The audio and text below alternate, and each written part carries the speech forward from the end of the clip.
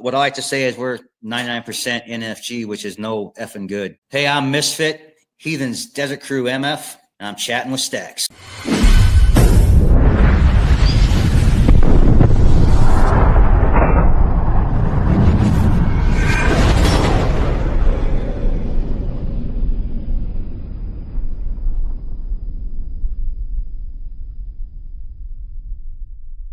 Welcome to this episode of Chattin with Staxx. I'm your host, Bill Staxx, and today I got Misfit. Well, they were getting the stretcher board underneath him, and I actually had a hold of his helmet and was looking down through the clear visor, and his eyes were just so big, man, and he was just looking around, and yeah, man, that was rough. That was super rough, man.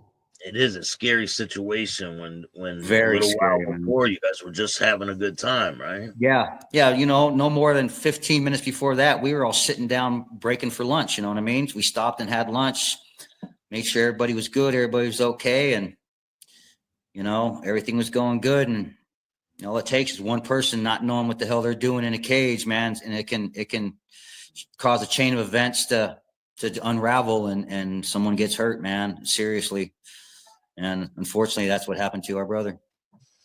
Yeah, and he has a GoFundMe page. I'll put a link in the description as a video, and people could help out if you want. That's awesome, man. Yeah, his family, they would truly, you know, be blessed if we could do that too. You know what I mean? We've done quite a bit for him down here. We're holding fundraisers and doing stuff as well, but it's going to be a long road for him to get back, man. Going to be a real long road for him to get back. Now, if something like this happens to one of your brothers, it doesn't affect his membership or anything like that, does it? Oh, no, not at all, man. This is not like, you know, anything of that nature. This is definitely something that's never affected. If, you know, a motorcycle accident, yeah, you're going to take a leave, obviously, you know what I mean? But it doesn't affect your membership. You know, you just pick up from where you left off. You know what I mean? It's not like, hey, you got to start all over again because you were absent 5-6 months. You got to start over. No, we know what happened. We know the process. We know what's going on. You're just going to pick up from where you left off and just going to continue on. So let's say, you know, you're 5 months into prospecting, because of an accident, you're out for 6 months, and then you come back after that 6 months, you just finish out from where you left off. So your prospecting might be, you know, 15, 16 months from the time you started to the time you go to the next one, because you had that lapse of time.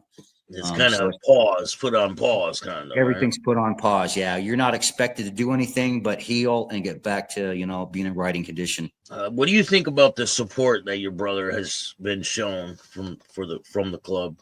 I think it's great, man. You know, like I said, we are a family. We all come together. He is our family. We have outside clubs that have come and donated as well. They know us. They know how we are as a club. And when they saw one of our brothers go down again, because they did the same thing for Coyote when he went down, you know, they did it then and they're doing it now. You know what I mean? And we got I would say we got a big following in the community, but we know quite a few clubs and they come and they help support as well too. But all the brothers and sisters that are in our club, they're all 100% supportive of everything that he's, you know, what we can do to support him and his family to get them through this time of need. And you guys do a lot for the community as well, right? Oh yeah, for sure, man. We do hunger drives. We did for the women battered and abused shelter. You know, we've done car and bike shows, putting on for stuff, raffling stuff off just for the community. We do all kinds of toy drives. You know, we do stuff like that. Last toy drive we did was for the Salvation Army. We actually kind of funny. We loaded up a truck with all the toys, took it down to the Salvation Army. That went to a church. The captain of the church came out with basically his sergeant of the church, you know, the male and female who do all the sermons and stuff. And they invited all the heathens in to put all the packages inside the church. And they wanted a picture with us inside the church with us in our cuts. And I thought, well, that's kind of ironic, a bunch of heathens inside of a church, you know, but, you know, they were very, yeah, right. They were very much appreciative about it. And, you know, they thanked us. They couldn't thank us enough for what we did for them and the community out there as well. But yeah, we do put on stuff for the community. We give back as well. We're not just a take, we give. Now, what do you think about the media's portrayal on clubs? You know, I think a lot of it is horse. Quite honestly, they make us out to be bad guys. You know what I mean? I can't say everybody, but majority of us, we all have families. We have kids. We have jobs. You know, we have houses. We're not we're not filthy vagrants. We're not dirty, whatever bikers, yeah, we're bikers, but we have lives, you know what I mean? Don't portray us in a light that doesn't, give us justice. You know what I mean? I get it. Other clubs, they do their thing. Everybody has their thing they do with their club, but not all clubs are the same. But every club gets portrayed the same way. They're all dirty outlaw bikers. Now, we are an outlaw club, but we wear a 3-piece. We are an outlaw club, but we're just not. They just stereotype every biker club out there, and it's just unfortunate, man. As silly as it sounds, if all the bikers could actually get together just for one day and put all the petty shit aside and show how strong we are as a motorcycle community, we'd be bigger than the biggest gang in the world, which is the government. You know what I mean? You would. It would. And we would all come together just for one day, just to have that solidarity to be like, hey, if we all banded together, you guys would be screwed. All the elite clubs could stay over there. Yeah, they can stay away. They're basically cops, so they can go be with the cops. Yeah, don't line up with us. You're on the other side of that fence there, mugwump. Yeah. Mug on one side, wump on the other. That's not how it goes, man. The club is not a 1% club. Was there ever a time where you guys wanted to be a 1% club, and what does the future hold? No, we're not a 1% club by any means. I know in the past there was a couple club members that actually had, when the club first started, they had the diamond on, but we're not a 1% club by any means, man. We're not an MC, we're an MF. What I like to say is we're 99% NFG, which is no effing good, or some people no F's given. You know what I mean? But yeah, we're not a 1%er by any mean, but like I said, we live the outlaw lifestyle. We do things our way. We're going to do it our way. If you don't like it, go fuck yourself. Now, what is the difference between MC and MF?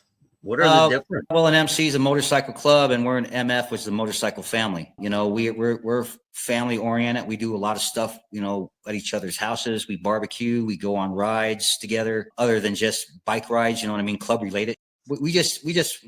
I think we're more family oriented as a motorcycle family. Some people say motorcycle federation. I've actually had people in the past. I mean, what's the MF mean, motherfucker? And I'm like, well, I can be, but no, that's not it. It's motorcycle family. But yeah, that's that. It's just, we're a little bit different. Like I said, we're not a 1%. We don't wear the diamond.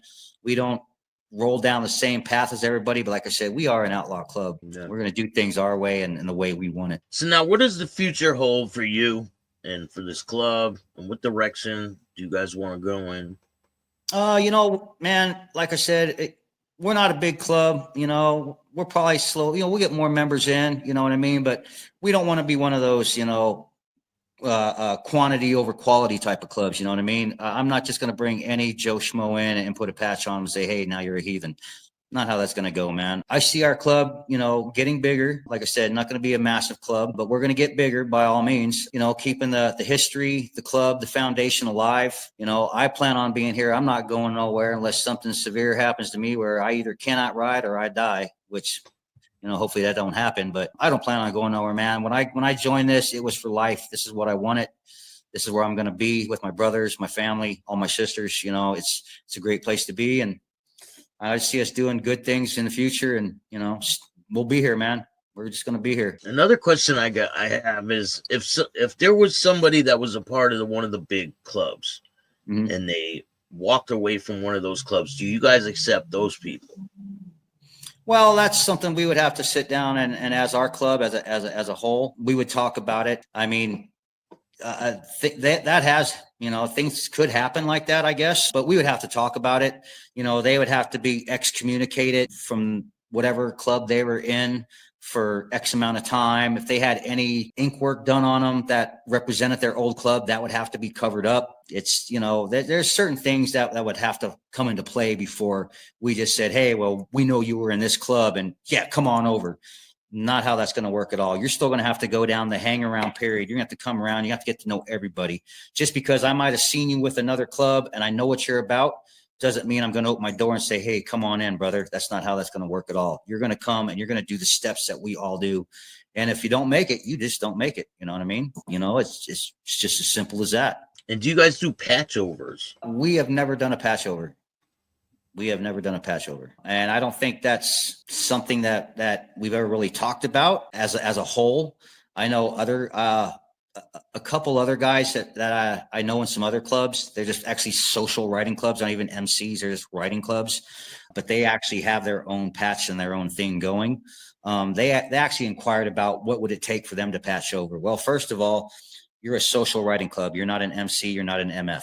How that route would go that's probably even more than I would have to know. I'd probably have to get a hold of my upper management to find out about that, because that's not a call I could make. You know what I mean? That's something that have to be brought to the table, and it would have to be discussed with probably whoever was running that social club with the people who are in charge of our club. You have to get to know every single person, right? Exactly. Yeah, it's not going to be like, well, you wear a patch already, so yeah, sure, come on over. Yeah, you're good. Like I said, the process for doing what we do is the same for everybody. It doesn't matter who you are, from another club, from a social club, from a nobody. It's all going to be the same process. You know, it's like I said, it's not a revolving door. It's not an open door. You're going to have to follow the steps that everybody has followed before you even think about going this way. Now, if somebody is out there that maybe wants to join one of these clubs, what would be your advice to that person? I would say, you know what, get out as much as you can. Get to know people. Some people ain't going to be as forthcoming with, being friendly and being, giving information. But get out, man. Introduce yourself, show up to stuff, be seen. Doing things once, twice a year is really not going to put you in the limelight where people know who you are on a regular basis. Get out, go to these things. People start knowing you on a name basis, and you know what I mean? You show up and be like, hey, there's old slick face over there, whatever. You know what I mean? They start to know you. Get out, put yourself out there. You know what I mean? Don't dabble too much into questions. You know what I mean? You don't want to start putting too many questions out there, like you're inquiring about the club too much, because people might think, well, is this dude a cop or what's he asking about? Just get out there and just be social, man. Put your face out there. Let them know you're there. Show up. If they talk to you and ask you questions, ask some questions. Yeah, man, just put yourself out there. That's all you can do is, if this is the lifestyle that you guys want, put yourself out there. And if you want information, watch these interviews. You might learn something from it. There you go, my man. There you go. Got you, Staxx.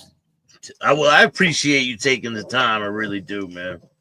Oh, I appreciate you having me on and, bringing light to the Heathen MF Club, man.